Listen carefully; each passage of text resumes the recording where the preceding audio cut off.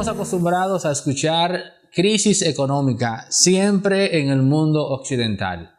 Pero Iván Gatón nos trae una buena nueva atención a la gente que está haciendo negocios con China, porque hay crisis económica en China. Iván Gatón, cuéntanos de qué va esta historia. Hace un buen tiempo que Barack Obama refería que todos teníamos que orar para que los chinos hicieran económicamente todo, porque el nivel de interdependencia económica implicaba que si en China había algún problema, eso iba a tener un impacto global. Y sucede que una empresa como Evergrande ya en el 2021 estaba dando sus referencias puntuales de que había una crisis en el sector inmobiliario.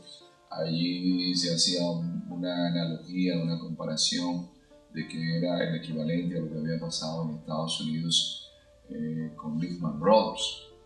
Pero el gobierno chino decidió que tenía que hacer una especie de demolición controlada, distinto a como hizo Estados Unidos, que fue a salvar a Lehman Brothers y en este caso a Wall Street. Los chinos decidieron que se fuera cayendo poco a poco. Entonces tenemos que ahora, ya 2 años después, el sector inmobiliario sigue cayendo y esto es posible gracias a que China, por ser un país que hay que verlo siempre dentro de sus dimensiones, no era Pekín, sino los gobiernos provinciales, y una provincia en China puede tener la misma población de Francia o más que la población de España, es decir, una provincia puede tener 60 millones de habitantes, o una sola ciudad puede tener 35 millones de habitantes, como es el caso de Chongqing. Y las autoridades de esas provincias estaban autorizadas a hacer compromisos económicos. Entonces, sectores inmobiliarios chinos se hicieron con bancos que luego comenzaron a hacer financiamientos en el sector inmobiliario. Las autoridades de esas provincias vieron esto como un buen espacio dentro de la corrupción también, porque existía corrupción. Y poco a poco esto se fue acumulando y luego, cuando el gobierno chino viene a darse cuenta, dice, pero lo que tenemos aquí es grave y muy serio. Entonces, ¿es esto un efecto negativo solamente para China, donde hay ciudades que todavía la gente no ha visto su apartamento ser construido, su vivienda? No. Si la economía del mundo es interdependiente, si estamos en un mundo, como siempre decimos, globalizado, esto va a tener un efecto a nivel global. Pongamos el ejemplo de América Latina. Las materias primas de América Latina, uno de los mayores compradores es China. Entonces, cuando China reduce la compra de cualquier producto, y pongamos el caso que hablábamos en uno de nuestros programas, de Argentina, por ejemplo, Argentina está negociando la soya ya con los chinos en yuan o renminbi, y si mañana los chinos reducen la demanda de soya, eso va a tener un efecto en Argentina. O si reduce la compra, por ejemplo, de maíz de Brasil, eso va a tener un efecto en el Brasil.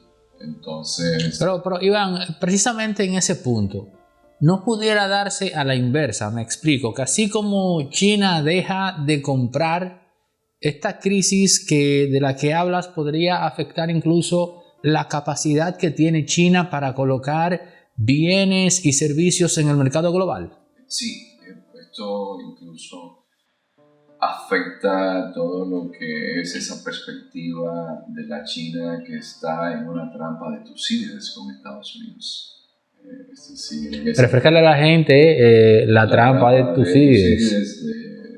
La referencia a las guerras del Peloponeso en Grecia, de cuando Atenas y Esparta se enfrentan, porque siempre que una potencia está en declive y hay otra que está en auge, casi siempre dice Graham, que es el autor de esta tesis, terminan en guerra. Entonces, en el caso de China y Estados Unidos, que el principal tema de referencia geopolítica es el enfrentamiento entre China y Estados Unidos, entonces ahí ellos tienen menos oxígeno, porque si su economía mengua, entonces para usted tener más ejército, para usted tener más recursos para hacer poder blando, es decir, hacer un mayor nivel de inserción o de influencia a nivel mundial a través de la cultura, usted necesita recursos. Para todo se necesita recursos.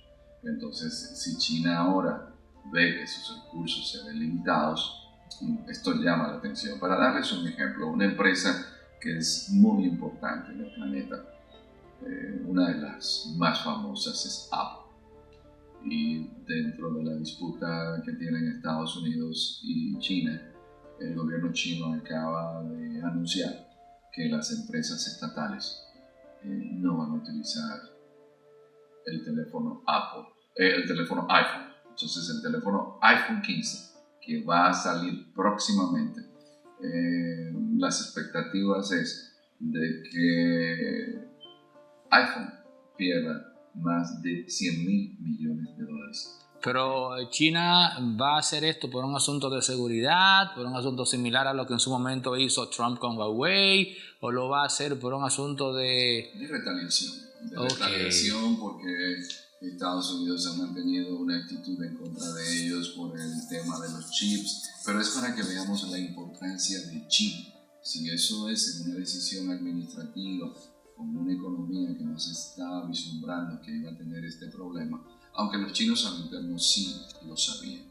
De hecho, a pesar de que se comente de que la crisis económica en China viene dada porque Xi Jinping rompió ese pacto que viene desde la época de Deng Xiaoping, a partir de 1979, de ese socialismo democrático. 2 periodos y vete para tu casa. 2 periodos donde teníamos el ejemplo de Jiang Zemin, y después de Jiang Zemin tenemos a Hu Jintao, y después de Hu Jintao tenemos entonces a Xi Jinping, y se supone que a Xi Jinping lo iba a sustituir a alguno de los altos miembros del Politburó, pero realmente el problema viene ya desde hace un tiempo de una crisis inmobiliaria, una burbuja inmobiliaria que estaba oculta allí. Ahora, atención, hemos hablado en los programas del populismo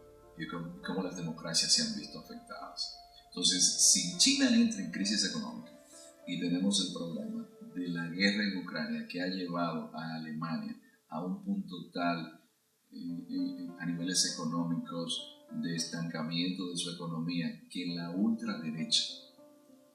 ¿Tú crees en eso? No, pero ultraderecha. No, es que la ultraderecha en Alemania, todos los números indican de que su preferencia en el electorado ha aumentado. Lo mismo pasó en Francia con Le Pen. Y si eso sucede en países de una tradición democrática dilatada, y yo creo que el experimento democrático más icónico y donde a todos nos consta que es el lugar para vivir por lo que es el Estado que allí se construyó a través de la democracia, es Europa. Y si en Europa los populismos, por ejemplo, no olvidemos en Hungría a Víctor Orbán, o no olvidemos en el caso de Italia que se encuentra Meloni.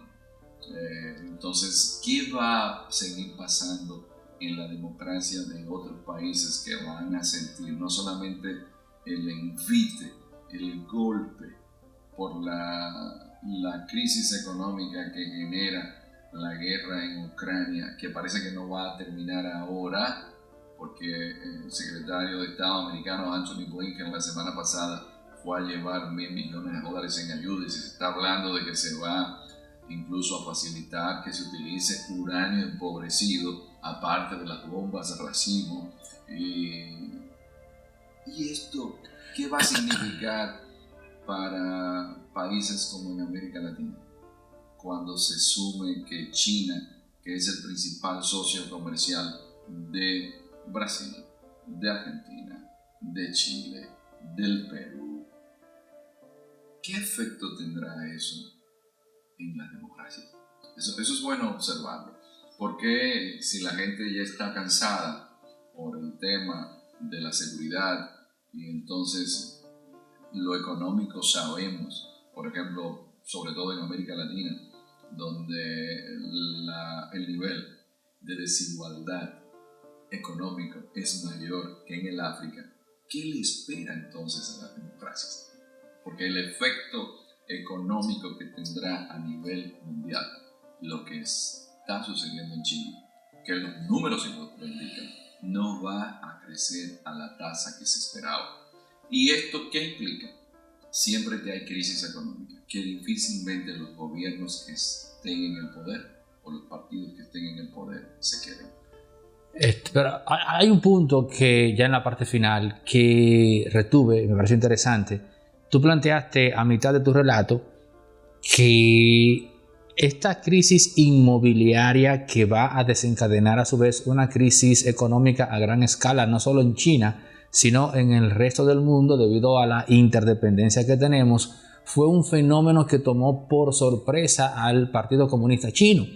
Y la sorpresa la tuve yo al escuchar eso que tú dijiste, porque la noción que tiene uno de China es que se trata de un país en donde el poder está tan enraizado en la sociedad que son muy pocas las cosas que pueden ocurrir al margen del conocimiento del Partido Comunista Chino. O sea, me resultó como tan difícil de asimilar que se esté gestando un fenómeno de esa magnitud y que el mismo sea de la total ignorancia del partido.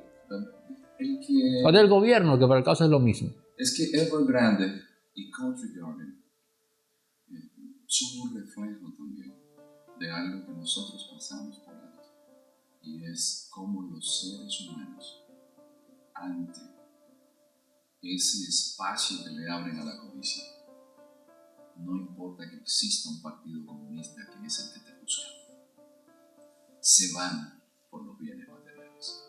Y la corrupción en China ha sido la bandera que le ha permitido a Xi Jinping tener un mayor reconocimiento de la gente, a un punto tal que esa corrupción en China permite entonces que al juzgarse a alguien que se compruebe que ha cometido un crimen a nivel de robo en el erario público, que se le pueda dar un disparo con una Kalashnikov, porque en China no juegan con eso. Sin embargo, es uno de los países más corruptos del mundo, lo cual demuestra que en el poder es que realmente se puede conocer mejor al ser humano, y que el poder tiene unos frenos. Y aquí, para los chinos, a pesar de los servicios de inteligencia que ellos tengan, de que el partido revise, algo que debemos reflexionar es si en democracias como la de Estados Unidos